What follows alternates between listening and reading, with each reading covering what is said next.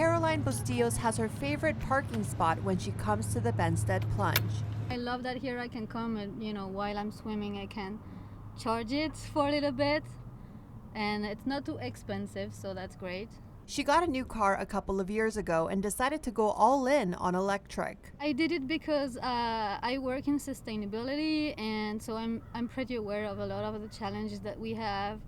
And I was up to change my car, and so I know that EV are sometimes more expensive, but so I looked around, and this one was a good deal for me. Caroline is one of a growing number of people and municipalities in the South Bay that are taking steps to become more environmentally conscious. For years, the city of Torrance has had an ambitious goal to reduce its carbon footprint and to have an electric vehicle charging station available within every mile throughout the city.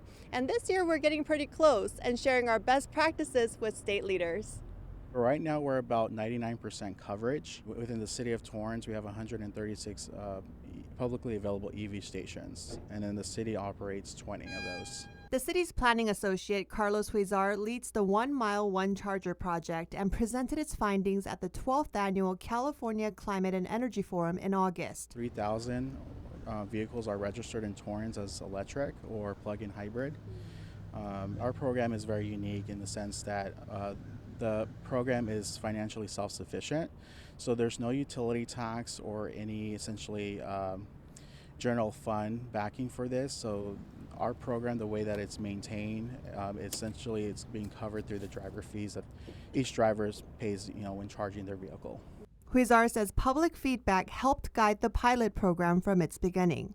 A lot of the concerns that we got from the early adopters of EV vehicles was range anxiety. Not being able to be close enough to EV charger and essentially running out of power for their vehicles. So we asked the members of the community, to highlight where they would like to see EV infrastructure throughout the city.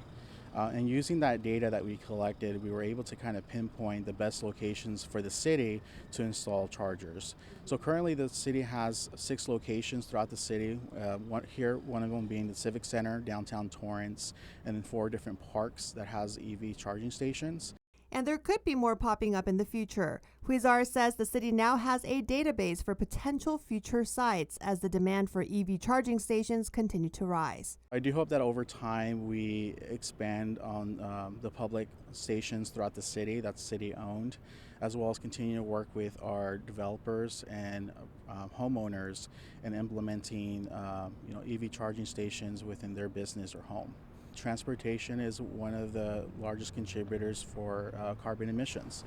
So in Southern California, especially in Torrance, we want to reduce that carbon footprint and find ways to be able to provide that infrastructure so we can use alternative fuel sources. I'm Christine Lee with Torrance CitiCABLE.